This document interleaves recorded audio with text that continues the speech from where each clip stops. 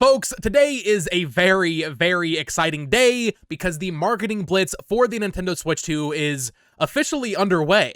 Of course, all eyes are on that April 2nd Nintendo Direct, but yesterday morning, Nintendo actually announced some pretty massive news in terms of how they'll be marketing the Switch 2 starting next week, but through the entire summer. We also have a secondary news story today regarding Xenoblade Chronicles X Definitive Edition and how it looks like there might be a secret 60 FPS mode hiding in the code for this game, which is extremely, extremely interesting in terms of will there be enhancements on Switch 2 when it comes to backwards compatible games. So if you are new here and you enjoy Nintendo Switch 2 discussions, theories, news, all that fun stuff, I would appreciate you subscribing. Let's get into it. Alrighty, folks, welcome back to the channel. I hope your morning is going well. So I didn't cover this yesterday, but I did want to make a video today still talking about the Switch 2's marketing and how surreal it almost feels that we're finally in the home stretch. We're all focused on the Switch 2 Direct. That's where all the games and, every other piece of information about this console is going to be. However, in terms of the more casual audience, it's more important to market to them than it is to us. We're all going to buy it anyway. But Nintendo posted a tweet yesterday morning at 6 a.m. It says, "Play ball. We're thrilled to share we're expanding our long-standing relationship with the Seattle Mariners and will be featured on their jersey sleeve this season. See it for the first time on opening day, March 27th. So literally 5 days or 6 days, something like that, before the April 2nd Switch 2 Direct, when pre-orders will open, when we see all the games, Nintendo's already getting ahead of things and really ramping up their marketing for this console, where every baseball game that the Mariners play, you're going to see not just the Nintendo logo, but the Switch 2 logo is on there as well. That's what really surprised me. It's not just them trying to get Nintendo into the people watching the baseball games brain, right? It's specifically the Switch 2 logo as well, which is really crazy. Now, if you're seeing this and you're like, why would Nintendo partner with the Mariners? What's going on here? They actually used to have a majority ownership stake in the Mariners. They sold it off, I think, back in 2016 when times were a little bit tougher during the Wii U days, but they still own a 10% stake of the team. And in the past, we've seen them work together. I know there was a Nintendo DS Lite, I want to say, that actually had the Mariners logo on it. So Nintendo and the Mariners have always kind of been a thing, but to see them kind of reignite it a little bit is very cool. And seeing these new jerseys, having the Switch 2 logo on there, definitely reminds me of just that moment, I want to say in December of 2016, where this is a little bit further out, but we were all waiting for that 2017 presentation. But in the time from the reveal of the console in October to January 2017, there really wasn't much except for the Jimmy Fallon appearance by Reggie, where they showed off Mario Run, but then also the Nintendo Switch and Breath of the Wild as well. I remember that just felt like a huge, huge deal. It was like, oh my goodness, they're showing this thing on Fallon, which, it kind of feels like a basic thing. But at the time, Nintendo marketing was just so bad to see them actually show up on a Fallon and show off this new console to the world for the first time. I mean, that was the first time we saw like live footage of the console outside of the reveal trailer. So it was a pretty big deal. This feels a little similar in that while it isn't as exciting as that, because we actually got to see more of the console there, it is them ramping up their marketing in preparation for that April 2nd Direct and for the release of the console. I have to say, I know a lot of people are skeptical of this thing releasing in mid-May, even late May. I know there's people that still think it's coming out in like September. Baseball lasts basically all of spring and all of summer, so theoretically this could be them ramping up for a September launch, we'll say, I guess. But to me, the fact that they're getting ahead of it right now, the season starts on the 27th, I don't know, man. There's something about this that really is starting to make it feel even likelier to me that the console is releasing sooner. Like I said, it doesn't necessarily mean that, but I'm really feeling good about May. I gotta be honest. Maybe early June. We've talked about this ad nauseum at this point, but with May, it feels like the perfect time. We don't have any Switch 1 games dated, and if there was a game releasing in May, I think we would have heard about it by now for the Switch 1, that is. June feels a little bit crowded with Summer Games Fest, but also Xbox is going to have their conference, Ubisoft, all the different companies. That's when they announce all their games. We'll probably be getting a State of Play from Sony around that time. Why release the console when there will be so much media attention on those showcases, but more importantly, people actually having to decide which to cover. Now, most outlets, I think, would cover the Switch 2, but press outlets, they have to send people to Summer Games Fest. It's an in-person event where they get to play stuff and have hands-on. I feel like you want to get ahead of that and have the console out before then, and I'm pretty sure that starts on, I want to say June 6th, but maybe the hands-on is a few days later, starting on the 10th, so Monday. But point is, I think they want to get ahead of that and have this thing out, and having this Seattle Mariners partnership and having the marketing on the jerseys starting next week before the Nintendo Direct. They want to start getting this console in people's minds, even outside of our gaming bubble. They want people to know, like, oh, snap, the Switch 2 is coming. So to me, it all just kind of feels right. Like, if the vibes are right for an earlier release than, let's say, the beginning of June. It is a little funny looking back at the Switch 1 rollout, because a lot of us, myself included, were expecting this console to be announced last year around October, like when the Switch was. And from there, we had the October reveal, Jimmy Fallon showcase in December, and in January we had the presentation, and then we had the Super Bowl ad in February. I really thought they would get this thing announced ahead of time so they could have a Super Bowl ad, and yeah, they got it out before the Super Bowl, but there was no ad presence from Nintendo at the Super Bowl. I mean, it's not like they had much to really show. All we got was that little teaser. I remember that Super Bowl ad just being so exciting, though, like, oh man, Nintendo's doing a Super Bowl ad. I thought the marketing was really great. The reveal trailer focused on adults, young adults, whereas the Super Bowl ad still focused primarily on adults, but also some families in there. There were kids playing arms, that kind of thing. I'll be excited to see like that equivalent commercial for the Switch 2, what kind of angle they go for in trying to appeal to the masses beyond just saying it's more Nintendo Switch, which is a very smart thing to do, right? People love the Switch. That's why they're calling it the Switch 2. They want to be as clear and concise as possible. But I am excited to eventually see that ad, as well as kind of just, like I said, what angle they actually take with it and where it will be. I would guess, since there's no Super Bowl equivalents happening in the next couple of months, and the console will likely be out in the next couple of months, which still feels insane to say,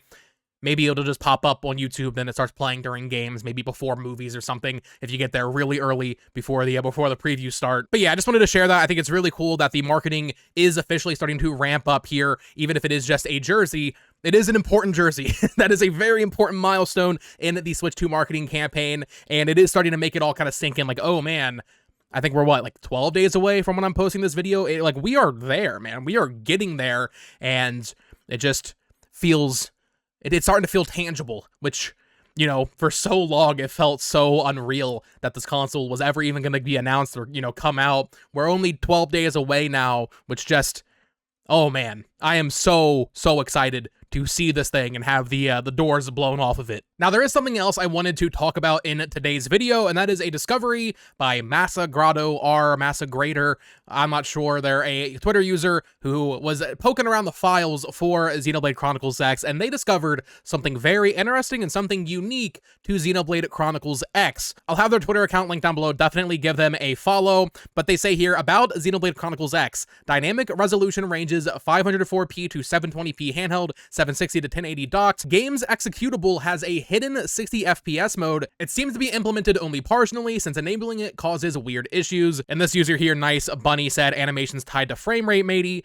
They replied by saying, gameplay is rendered every second frame, so even though it outputs 60 FPS, you get in fact 30 usable frames. Cutscenes sometimes are working fine. Sometimes some objects are jittering, like hard-coded to be 30 FPS. Sometimes it's, again, every second frame is rendered. But this is extremely interesting that Xenoblade Chronicles X, what is likely the final major Switch 1 release before the Switch 2 comes out, the fact that it has a secret 60 FPS mode hidden away here is, I would say, very promising for backwards compatibility, specifically in terms of getting a boost. Now, I have been very anti-boost. Like, not that I don't want it, I just think when you look at how Nintendo operates as a business, I just don't expect them to, across the board, give you free 4K patches, 60 FPS patches. I would love that. I would love that so much. I don't want to have to rebuy the same games again. But I think, logically speaking, based on how Nintendo has operated in the past, it's a bit optimistic, we'll say, to expect free patches and free updates like that.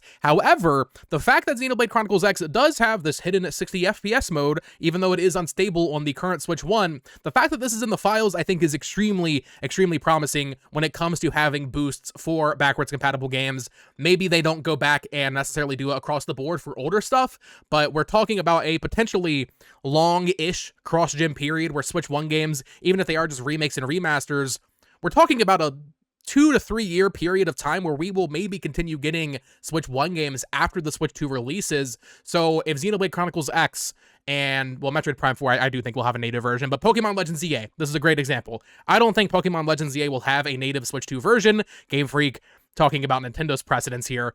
Game Freak does not jump ship that quickly. Normally, we get a game after the new hardware is out. I'm not expecting a Switch 2 version of Pokemon Legends EA.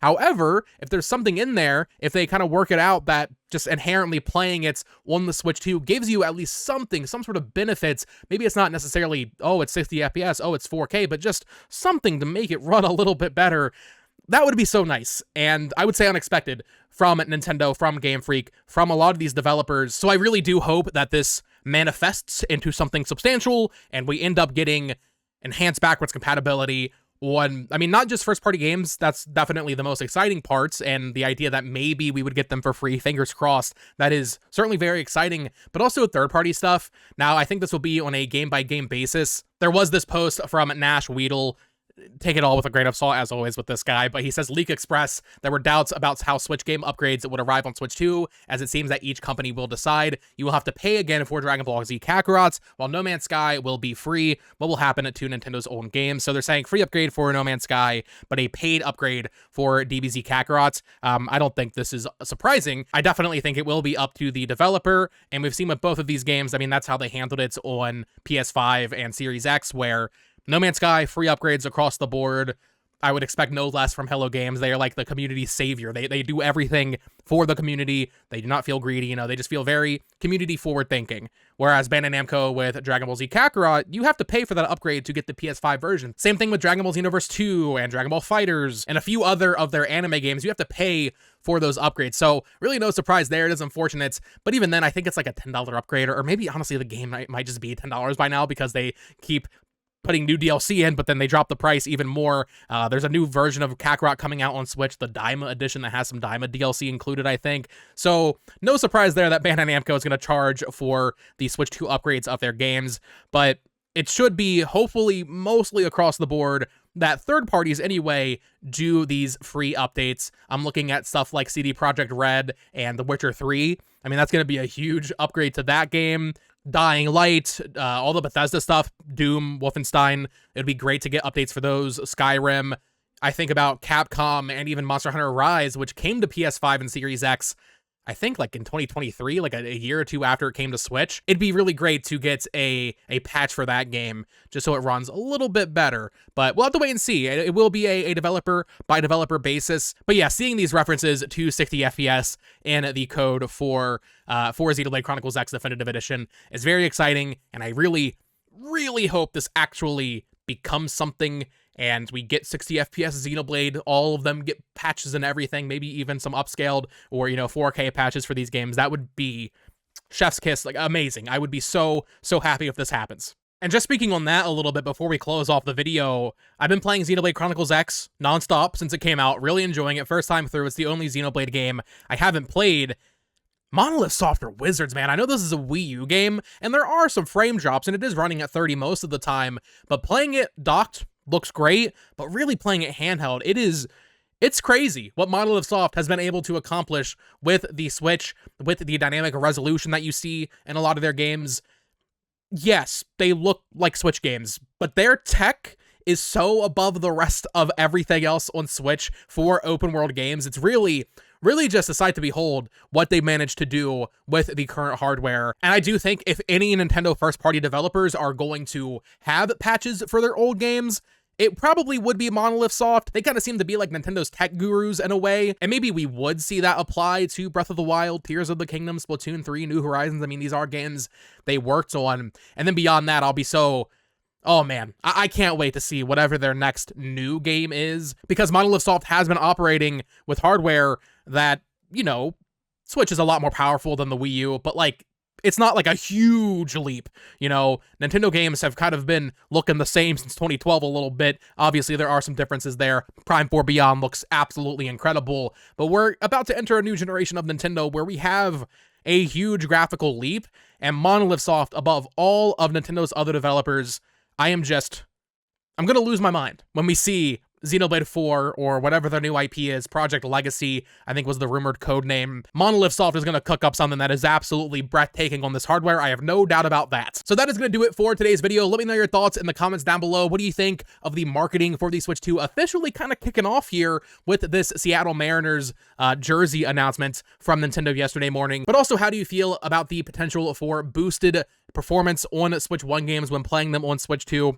thanks to this discovery in Xenoblade Chronicles X? Do you think they'll do free patches? Definitely sound off in the comments below. Of course, subscribe here for more Nintendo Switch 2 content, theories, discussions, all that fun stuff leading up to the April 2nd Direct. After that, I will have hands-on impressions of all the games that are playable at the New York event, and then from there, we'll be counting down the days to the launch of the console, which, once again, based on the just the vibes right now with the Seattle Mariners marketing, with the lack of Switch 1 games, I'm feeling really good about a mid to honestly maybe even early May release at this point for the Switch 2. But let me know your thoughts. Of course, subscribe here. Follow me on Twitter at BoTalksGames. Check out my other channel at itsamiibo. Posted a Xenoblade Chronicles X video there yesterday, so definitely check out that. And you can click on 2 more videos here to continue listening to me ramble about Nintendo. Until next time, folks. Peace.